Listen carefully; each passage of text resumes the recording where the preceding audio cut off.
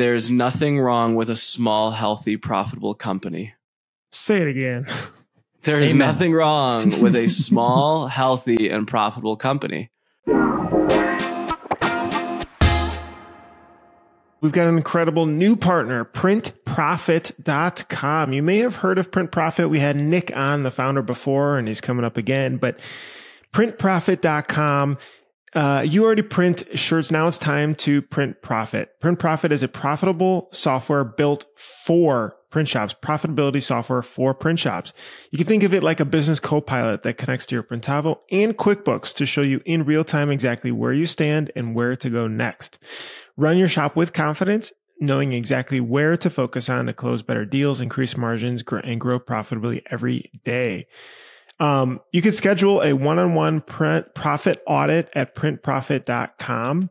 I just want to also say that this platform is really, really powerful. I've heard a lot of positive feedback from shops who are using it at printprofit.com to be able to see the profitability of their business in real time and not wait to the end of the month to see what cash is left over in the bank. Check it out, printprofit.com. Sweet. And I think we're going to have Nick on shortly in a future episode. Bruce, have you heard of multicraft_daddy? Of course you have. If you go to Instagram right now, search multicraft_daddy, you will find Dave Eggers from Multicraft. If you need ink supplies or a daddy, Multicraft screen printing and digital supplies for over 50 years have been providing you with top brands at competitive prices. If you mention the Printavo pod, you'll receive an extra 10% off your order. And Dave gives away a free case of PMI tape on every episode. If you haven't ordered from Dave yet, shoot him a message, multicraft_daddy. He raffles it off every single week, and we're so appreciative for his sponsorship. And his videos are pretty funny. Keep doing them, Dave. All right, who we got next? Easy Way. Steven, I know you're spending hours cleaning screens. Guess what? That's a thing of the past because Easy Way screen printing and screen cleaning chemicals get the job done. They've got innovative formulas that are designed to work quickly and effectively, so you can spend less time cleaning and more time creating. Ding! I need that little like gum commercial sparkle from the teeth. Plus, Easy Way is passionate about empowering printers of all skill levels. They offer helpful resources and expert advice to help you succeed in printing. GraphXSource.com. You know that if you mention Printavo Pod 24, that gets you 50% off their services. And what are their services? Separations, mockups, creative art, order management, digitizing, back office admin, customer service. They've been at it for 40 plus years in the game, and they plug into Printavo. They plug into any shop management tool that you have to be able to help manage this, all that stuff. I know Campus Ink heavily uses them for a lot of the SEPs and digitizing and mockups. And so they've got a bunch of artists that are plugging and playing into Campus Ink's Printavo account. So check them out, graphxsource.com. All right, let's jump into the episode. I had a bowl of cereal earlier today. When was the last time you guys had cereal? Oh, this is a little bit healthier. I had Kashi. It's like they say so it's some sort of protein something. It's not Frosted Flakes. It should have been Frosted Flakes. How was it? It was amazing. It was so good. It makes me wonder why not I can't have that more. When's the last time you had kids cereal like Captain Crunch? I can't remember. Been too long. I need to go get some, like a cinnamon toast crunch or something like that. Yeah. Fruit Loops. What was your favorite kids cereal? I mean, Captain Crunch, sure. I mean, that's awesome. Fruit Loops. There's Snoop Loops. You've heard of that, right? Is that Snoop Dogg's? Snoop, yeah, he has his own cereal. The man who has everything. It's crazy. He has his own wine. Have you been into one of the liquor stores and he's got some sort of Snoop Dogg wine? I didn't try it. Is it a nice cab, maybe? Yeah. Very nice cab. Andy Rudman. Gentlemen, hey, thank you. It's been a while since I've done one of these. How does this work? So I guess I'm answering the questions or I ask the questions. Which do you do? No, I actually wrote down a ton of questions that I'd been thinking about over the last month. And I hit you up, I think yesterday, saying, hey, I've got a lot of questions. Are you free tomorrow? Can we ask you these? And we went back and forth. we massaged some of these questions, and I think we've got a good list. You massaged them or messaged them? Which is the a combo? What did you do? A combo. Oh. How's the shop been? Shop's great. This year it feels really good. I don't know. I think it's a combination of strategy and luck, So, we're having a record year and super grateful for it. And Andy, your back is now good enough where you can hop on press and go back to playing a little bit. So that's what you said you were doing. Was it this past weekend or was it Memorial Day or is it? No. Maybe I should have, but I wasn't this weekend. But we got busy and our team is different. It's a little smaller now. We have somebody starting tomorrow, or two people actually starting tomorrow, which is going to really help. But I got pulled into production, and before these past couple of years or whatever, that was just a fantasy to actually go stand at a press and offload shirts or even load shirts, and now I can do it. So feels good. I'm back. Why does it seem smaller? Like purposefully, or it's just how things have? I think just how it ended up. Some people have left and we didn't add back, and we've become more efficient in certain ways. And so, so we've added a couple, but they, how that is. Sometimes it takes a while, and they had to finish school and they're finishing. And so that's happening tomorrow. So yeah, we're ready for it. That's for sure. I wanted to figure out how to get them in here today, but when you have a holiday week and you're trying to cram, it seems like 5 days into 4, you know what that's like. So it's one of those days. Isn't it funny how when you kind of reduce a team, they can still get the same amount of work done and find a way to figure it out? It's interesting. What's that law? Parkinson's law or whatever. What is that again, Bruce? You explained it really well. What did you say? The time that you need to complete something takes as long as the time you give it. Like the capacity you allow for it, it just naturally fills it up. And they say it about money. That's why like profit first is awesome, because it's the same thing, right? Like whatever the profits that you do generate, you tend to want to reinvest it or allocate it somewhere. And then, he's trying to break that habit, but yeah, pretty crazy, like psychological thing. Okay. So Andy, we have questions we're going to ask you, but before we jump into that, Bruce, I want to pick on you for like 2 minutes, because you did something really cool like 3 weeks ago or 2 weeks ago. You went on your first backpacking trip for like 3 days off the grid. Oh yeah, true. I forgot about that. Can we talk about this for a second? Outdoor Bruce. I don't know where you came from.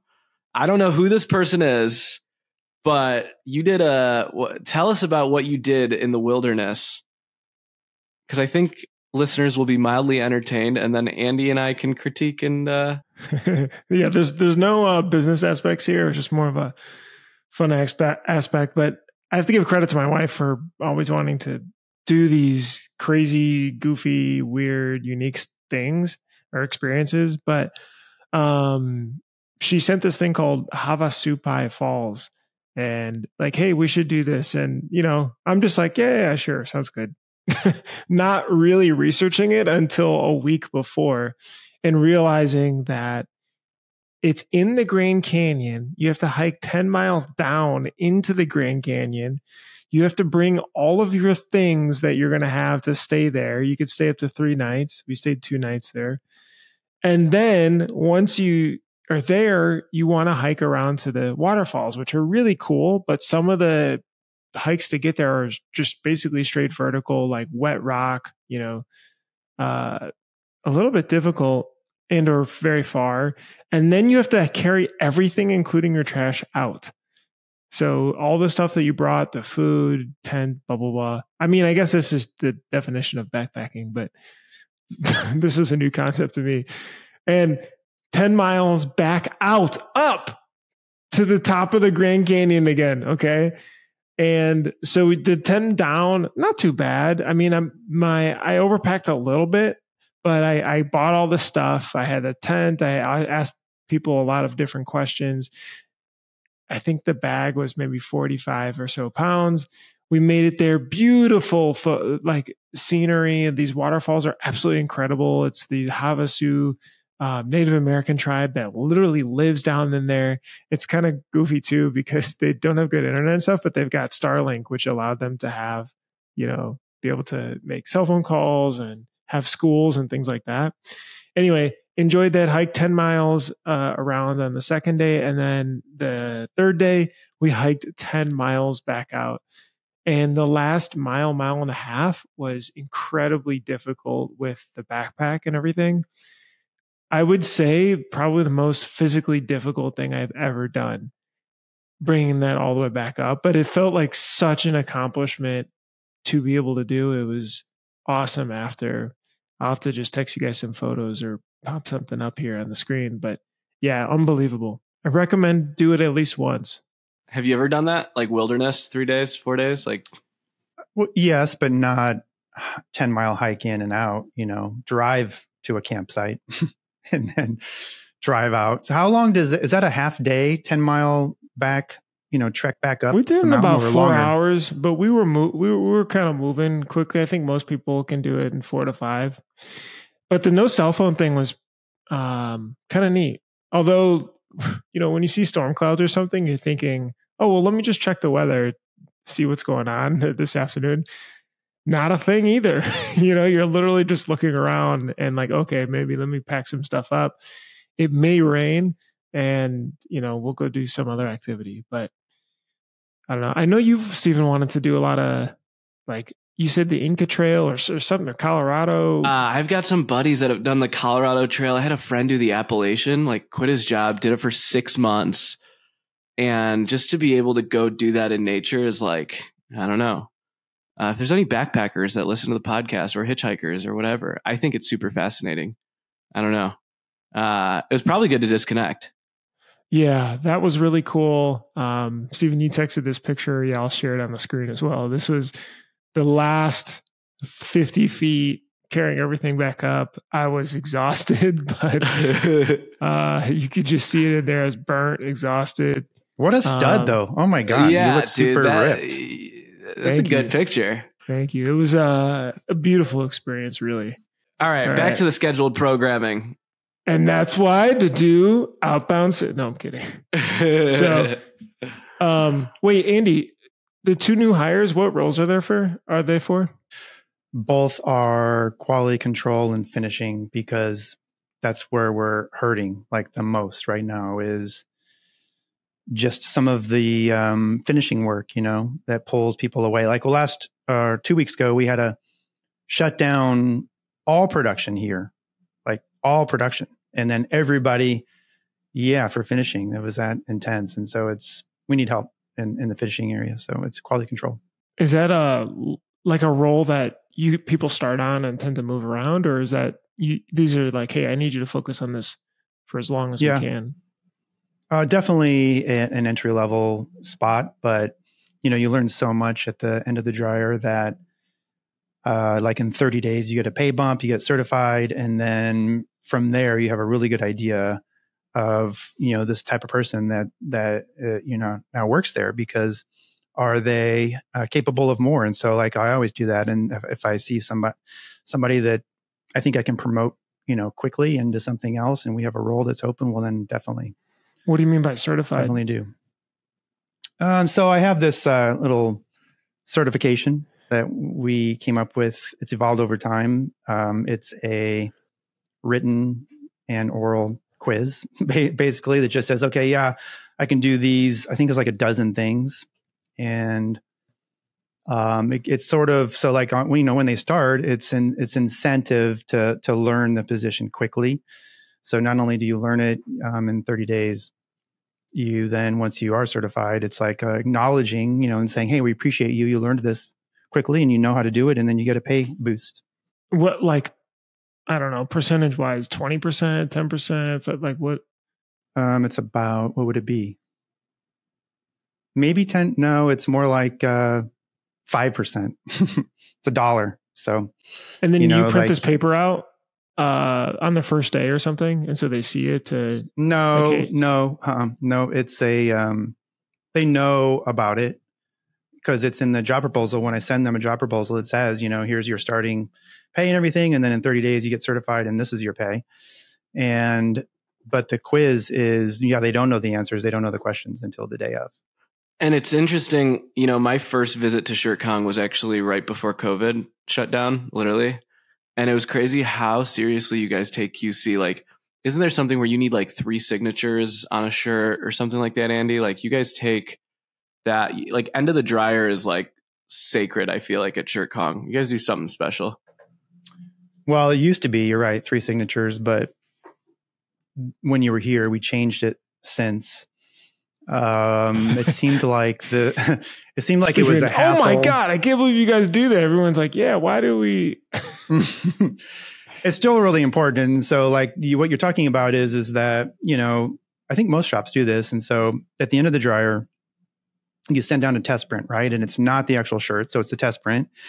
And at that point we get the designer. And so the designer comes because they're the most familiar with the order and the art and everything, and they can spot something that's wrong. And so they look at the test print, and if everything looks good with the print, then they say, I'll take a final, and the final goes on the actual shirt. And then, because you're looking for placement and other things. And if, sometimes you do a test print, you try to do a test print on something that's similar in color, but sometimes you do a test print on a different color.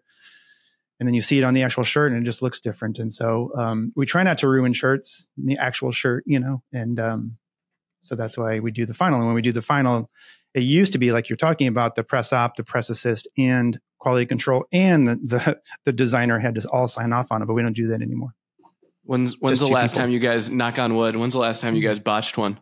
Because I feel like you guys don't miss. It happens. The last one we botched, actually, we goofed on. We were able to fix because we printed to transfer. We were missing like a little bullet point or a little dot, and we printed a transfer and then just heat applied. Got lucky. Sometimes you can save them like that. Do you do anything unique when that first person starts on that first week?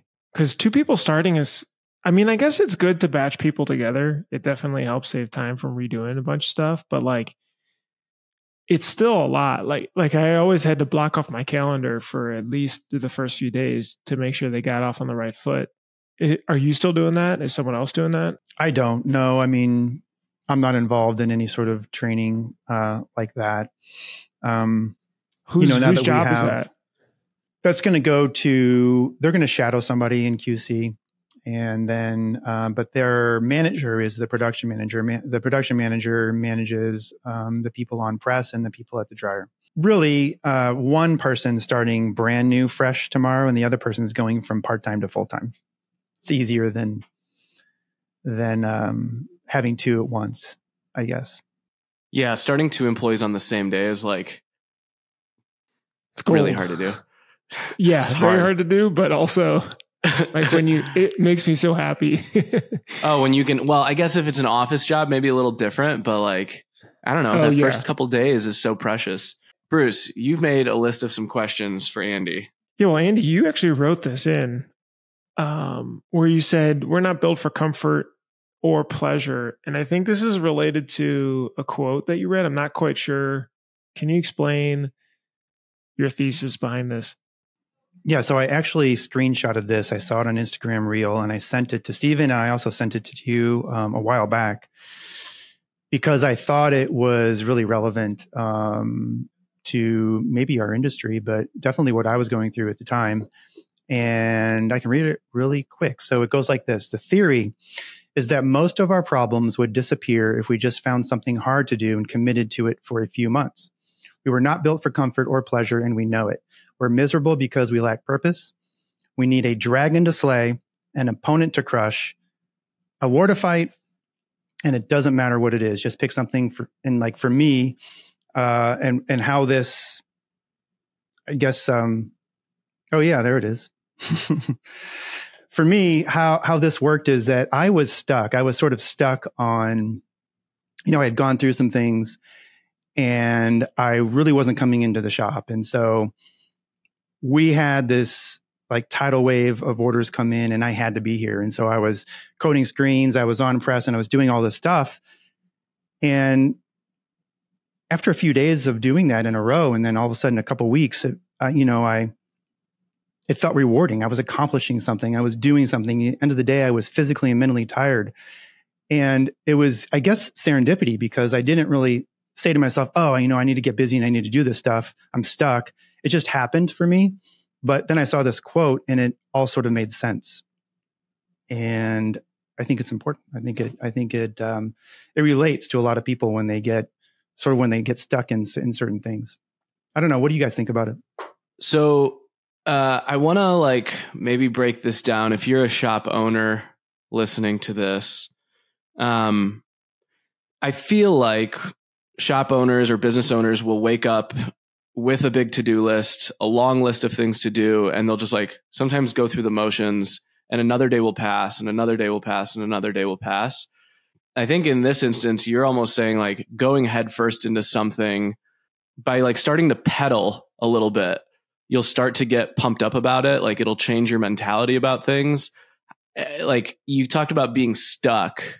What do you think stuck is to the typical business owner? How would you describe that? And in your case might be different. In Bruce's case might be different. In my case, but what does stuck mean for someone listening to this? Well, for me, it was just, I was mentally stuck, and it was more about some personal things that were happening. And so, yeah, I was going through the motions and I had this shop, but I wasn't getting through as fast as I wanted to some of these things. And I wasn't sure why. And so I was pulled in here into production, and all of a sudden I was like, hey, I really like this. This is where I started. I started in production. I didn't start, as the boss, typing on my keyboard, answering emails all day and solving or putting out fires or whatever. I was printing t-shirts or coding screens. And it's, I'm at peace doing that sort of stuff. And I got busy doing those things. And they're very, like you said, you can actually highlight it off with a marker, or if you have a list of things to do, hey, I did that.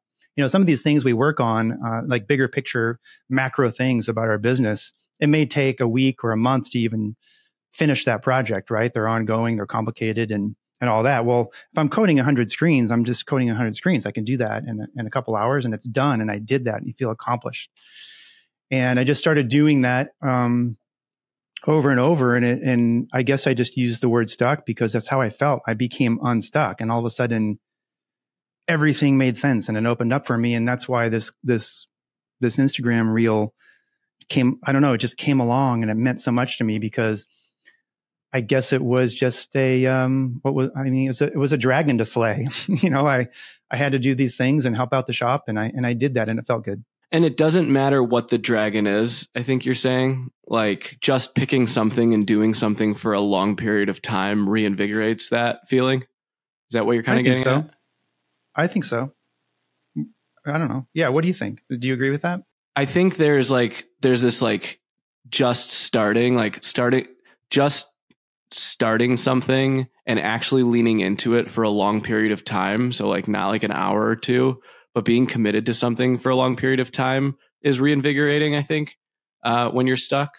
I wonder if sometimes doing lower menial tasks, say you're stuck, and just going back to the basics and starting to check boxes off again and creating those lists and being okay, I got this done.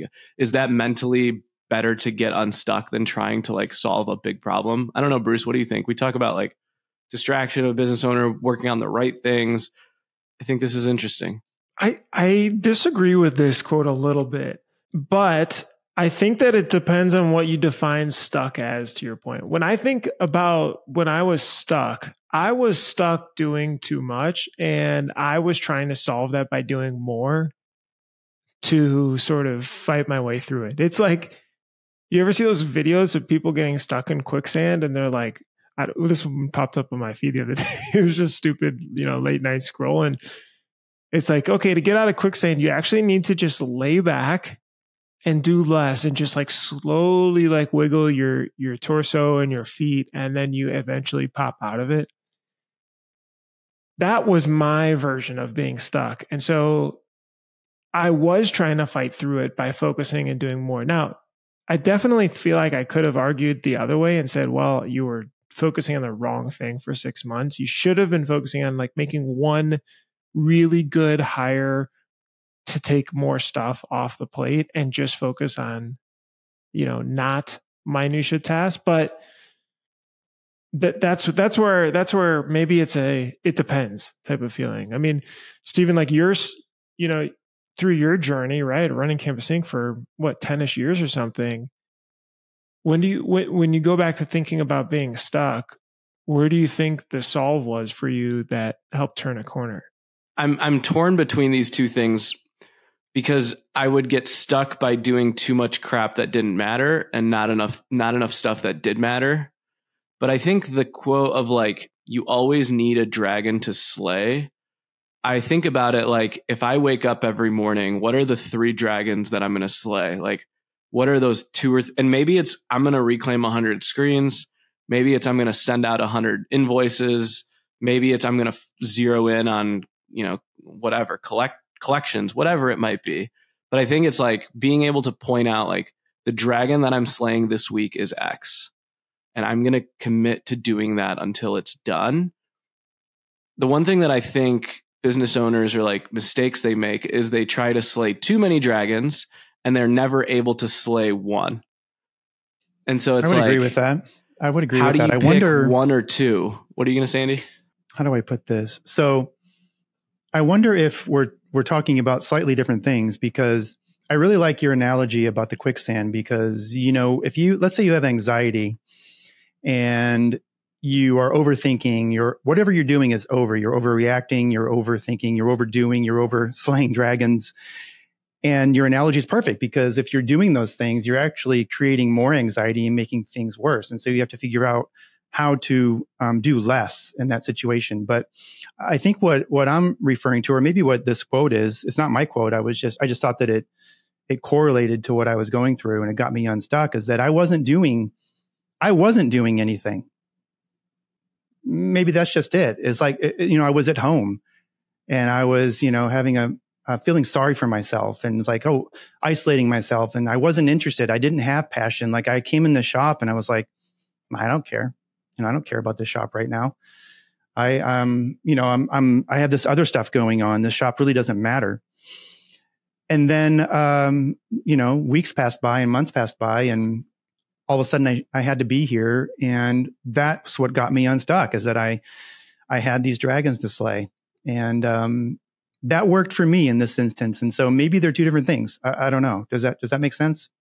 Yeah. I think it's the definition of stuck, which people come from different experiences for that, for sure. There's a part of it that says you're miserable because you lack purpose.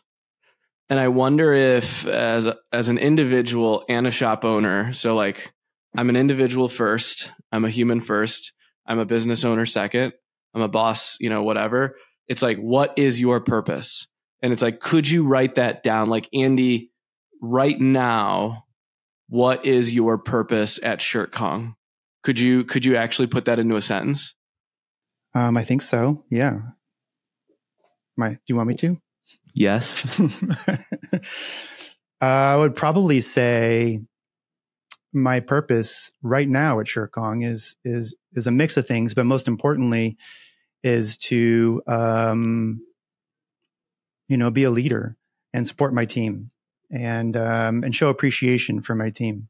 Yeah. And maybe it's just that. I wonder if like shop owners don't know, like, what is my purpose right now? I feel like it could be all over the place. Maybe your purpose is not sales related and production. Maybe it's morale. Maybe it's appreciation. I don't know. It's interesting. I'm glad we can disagree and still be friends. I mean, I think it goes back to the 1% thing, like what we talk about with fabric, which is like, do you get to spend out of all the hours in the month, at least 2 hours just thinking about, in 1 year, what do I want this business to look like? And then what do I want my role to look like? Like, what do I physically want to be doing Monday through Friday?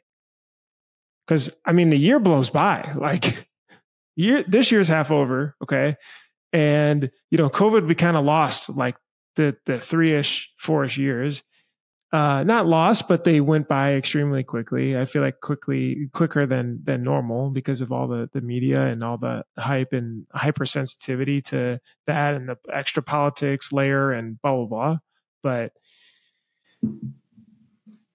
yeah, it would have been nice to do that. Anyway, okay. I saw this post online that I wanted to get your guys' thoughts on because I've made mistakes on both sides of the spectrum here. So, Andy, with your previous experience, the question really was around: do you try to promote internally for a role that you may need that's the next level up, and or do you try to hire externally? And then the second part to that is, how do you know when someone has reached their limit? Because when I've promoted someone, so we had a team member on the customer success team, we needed sort of a lead customer success person.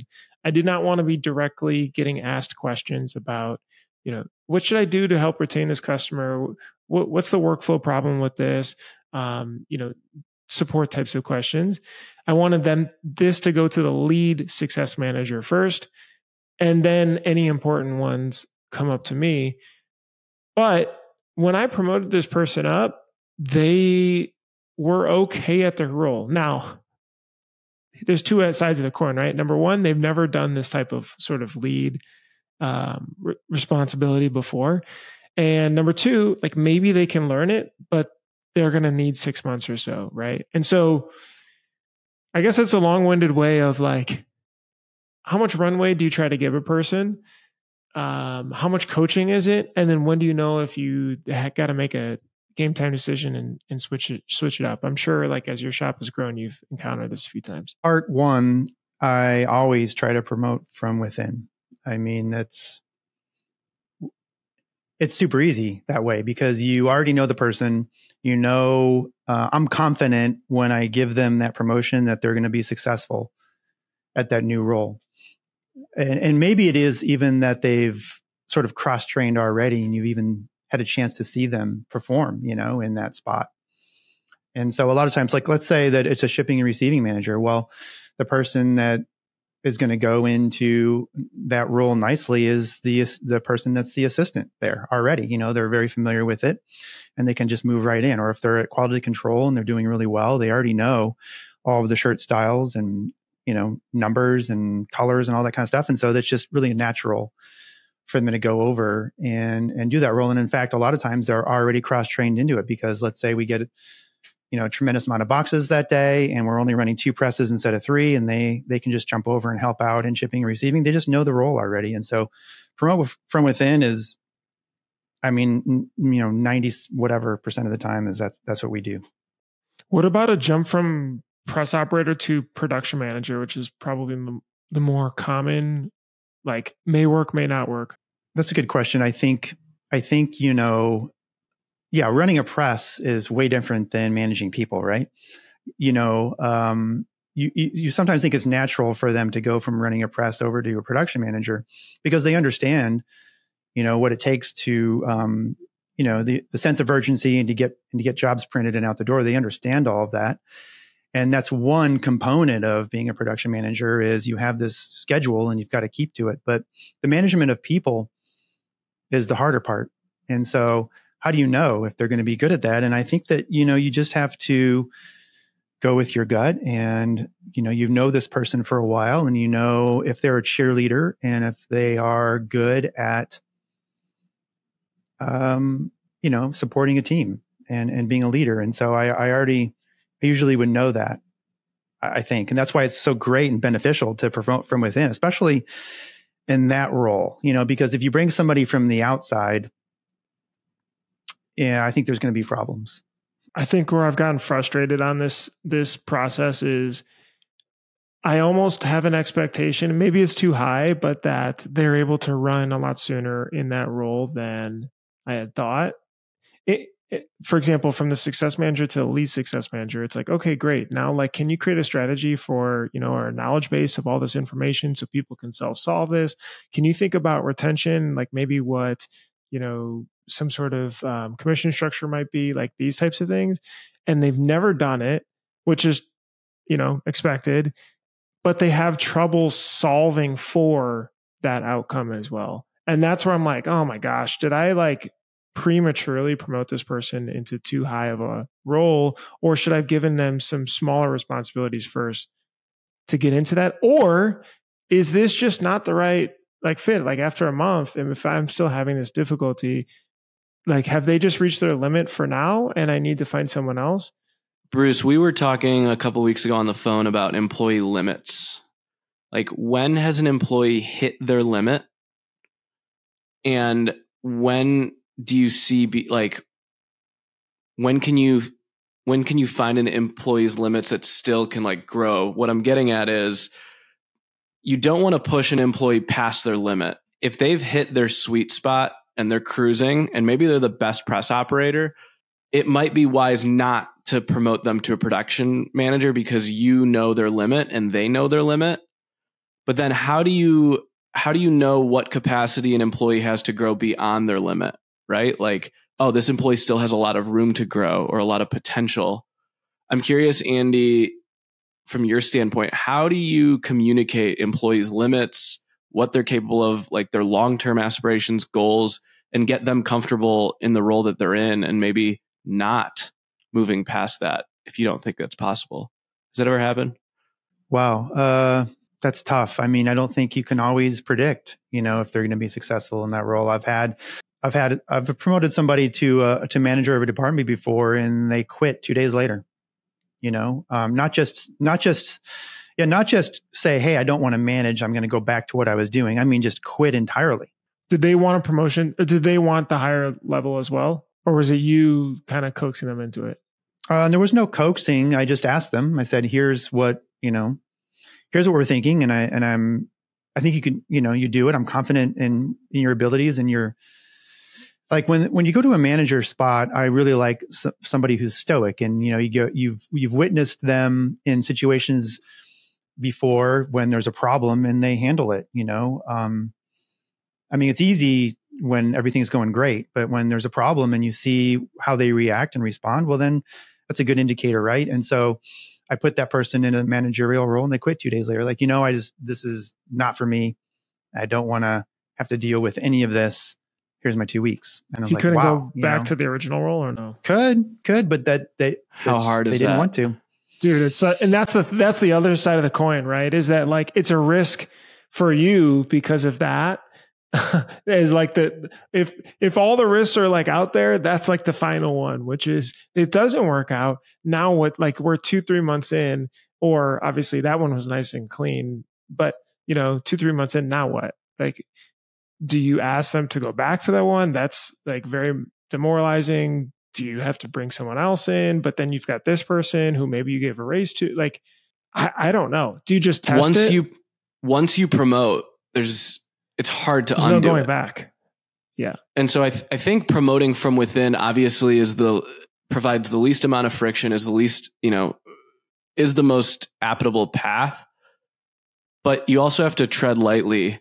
I would almost argue that if you take inventory of your entire team and you have people that are at their limits or aren't going to grow way past them, the hard thing to do is to hire above them.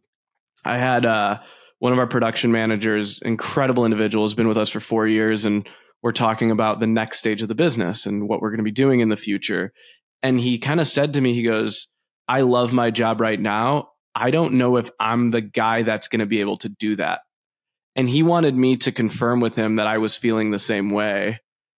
Because he's like, I don't think I have that. I like where I'm at right now and I'm doing a good job. I just wanted to be on the same page. And it was a lot of self-awareness. And I'm like, I got you. You are not that person. And he's like, I would be fine if we could hire someone above me that knew this a lot better than I did.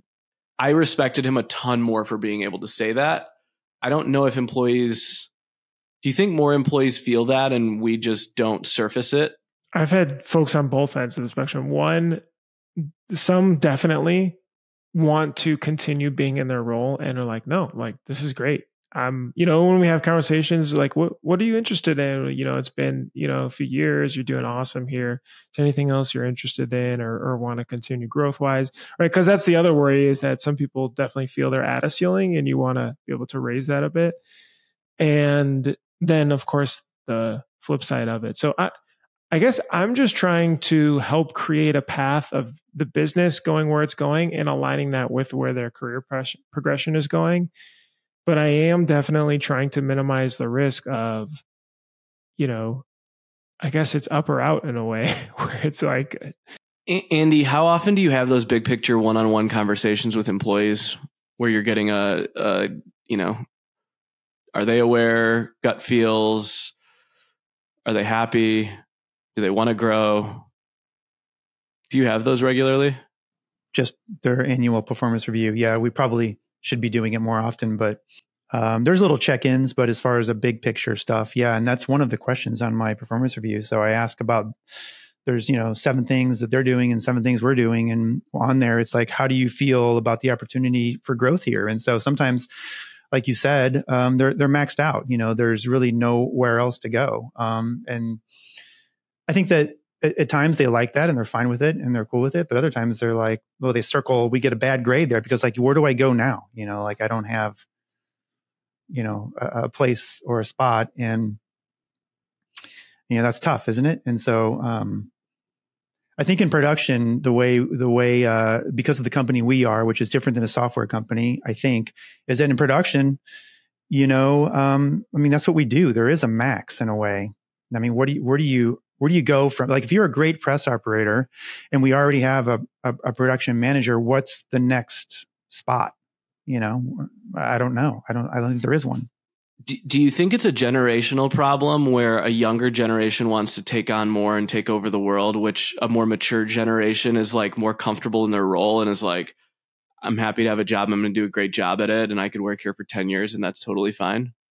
You're not comparing like Gen X to millennials and stuff like that, right? You're just saying an age, whatever age you are. Yeah. Like, so for instance, we have an inventory manager and it's kind of like her, I wouldn't call it retirement job, but later in life, and is like comfortable just being awesome at that and doesn't necessarily care to do anything beyond that, but does a great job at it. And like one of my favorite employees because there's no future expectations. Like it's just great.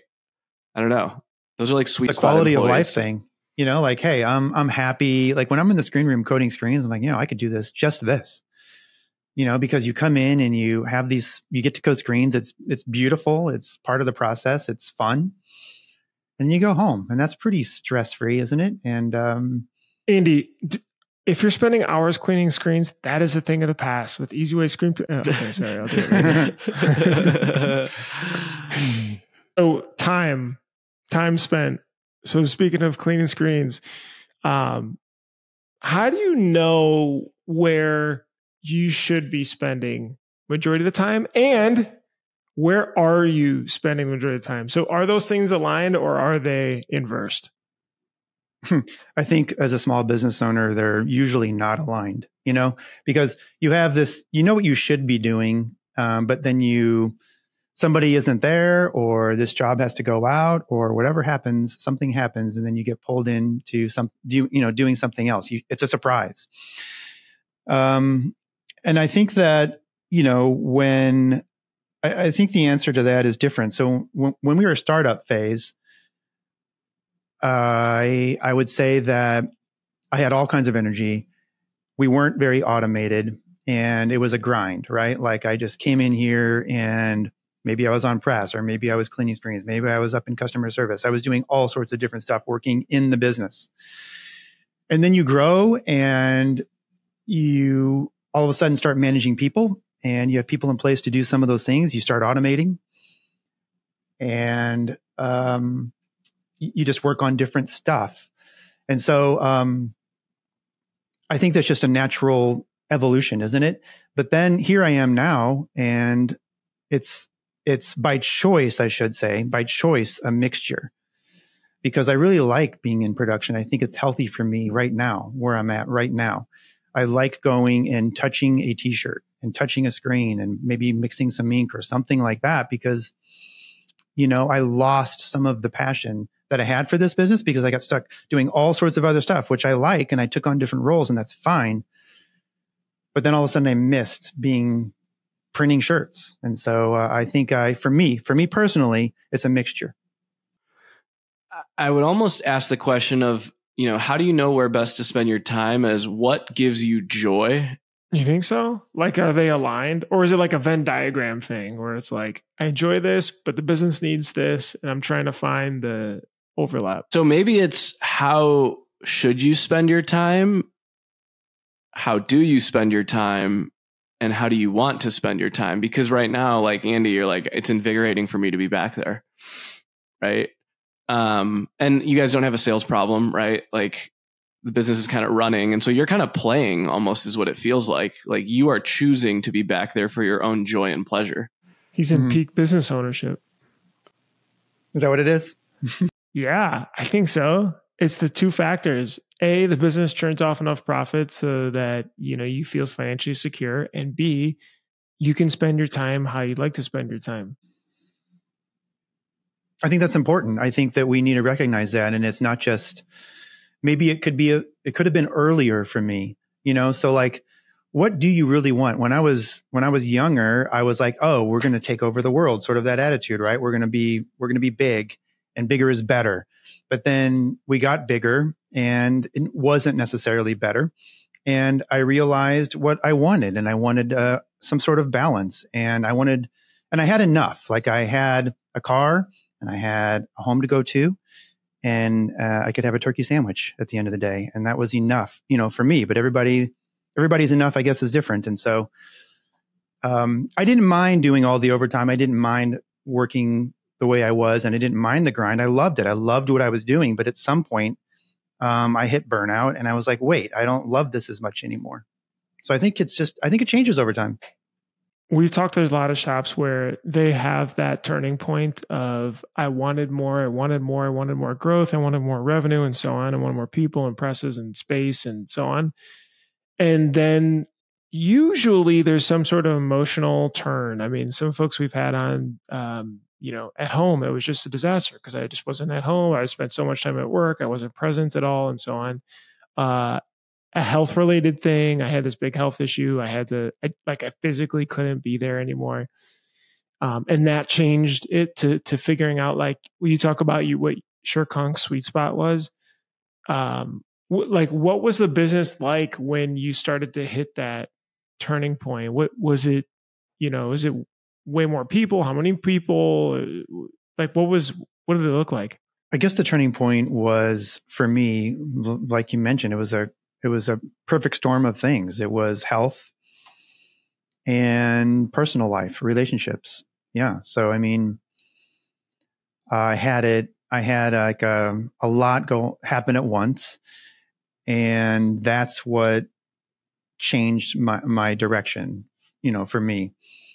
It did, because it was hard. It was very hard not to keep your foot on the gas, because you think that you feel responsible, right? You have a team now, and you are in this growth pattern for many reasons, because the shop becomes its own life. It's its own entity, and you do things not just for yourself anymore, but for the good of the shop. And so, it's hard to take your foot off the gas. And I think you feel morally responsible to keep pushing. And so it's a dilemma. It's a difficult spot. Do you think you could have let off the gas or find your sweet spot sooner if you didn't go through that? Like, in other words, do you have to go through the, like, pedal to the metal, we want to grow, and then know that, oh shoot, I swung way past where I want to be?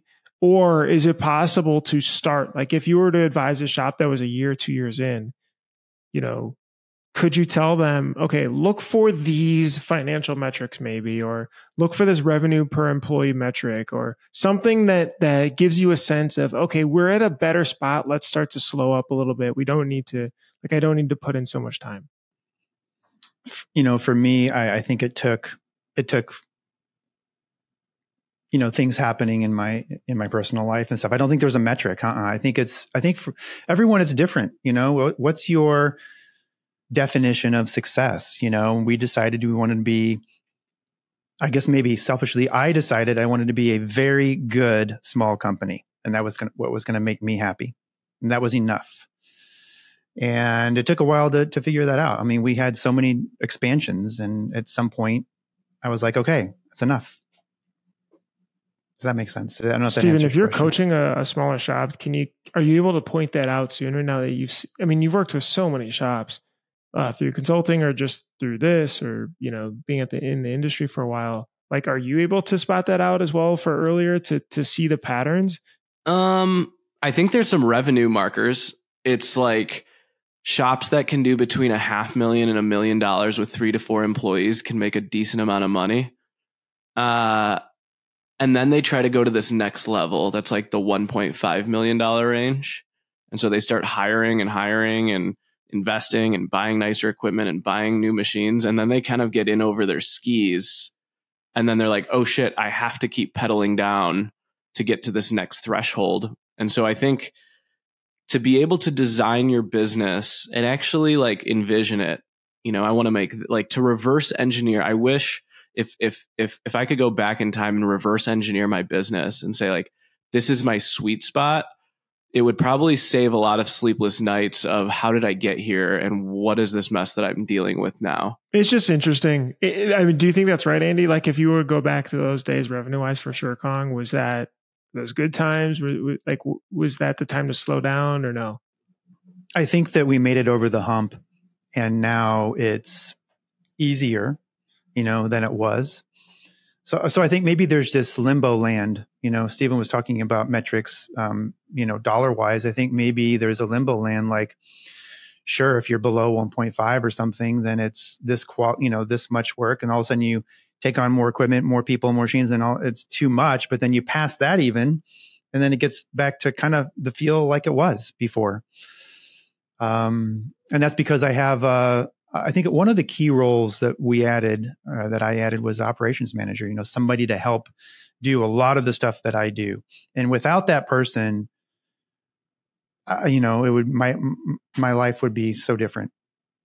I don't know. There's hardly any other way to say that. That person has been here for almost 10 years, so they knew the shop. They knew how things run. They know me and my style, and they've been around that for so long. And then all of a sudden I was like, hey, what do you think about helping me do this? And it worked, and so maybe that's what it is that, yeah, you could probably define that if you look back and say, where is it? And you have to decide if you want to go through those years of struggle or just keep it small. There's nothing wrong with, keeping it at a small size. There's something really great about that too. There's nothing wrong with a small, healthy, profitable company. Say it again. There is nothing wrong with a small, healthy, and profitable company. And so if it's, if at $800,000 a year, you can pay yourself well and you can make good money and you're not burning yourself out, you don't have to go to 1.3 or 1.4 million. It's okay to just run a small, healthy business. It's almost like barbers. Barbers fascinate me because they know their limit. They know this is how many heads of hair I can cut. They don't care to own the barber shop. And they're like, I can cut 40 heads of hair a week. And this is how much money I can make, 40, 50 bucks a head. And that's it. And they're happy. And I think as small business owners, we're always like chasing what's next. And this is never enough. And if only I get to this, we'll be fine. And I think that attitude has to start to change of what will make me comfortable and happy to cruise for a long time. Right. Okay.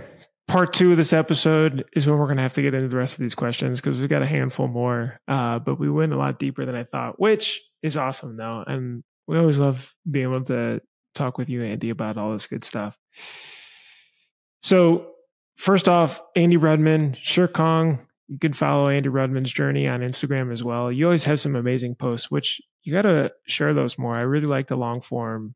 Maybe because I like the Substacky blog post stuff again, but can you slay that dragon for us, Andy? Post on ShirtKong more. I will try. And, always a pleasure. Thanks for having me on. It's so fun to talk shop. And I do miss that. If I can, I would love to shout out to everyone who has messaged me, called me, written me handwritten letters that arrive here by the mail, by the actual mail. That are like that care and that have checked in and said, hey, are you okay? And it means a lot to me and I appreciate it. warms my heart. And thanks for having me on. This has been fun.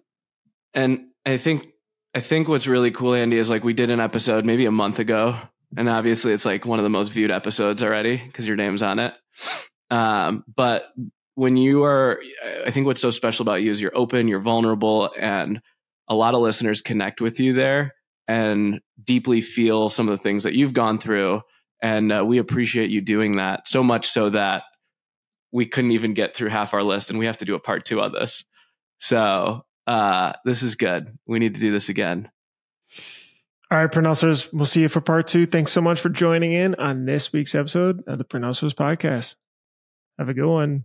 Thanks so much for listening. Hopefully that was informative. Don't forget to subscribe. Don't forget to like. Don't forget to hit the bell for notifications if you enjoyed this video. If you enjoy all the stuff we're putting out, it's really helpful. We love to just be able to see it. That means that we're doing a good job.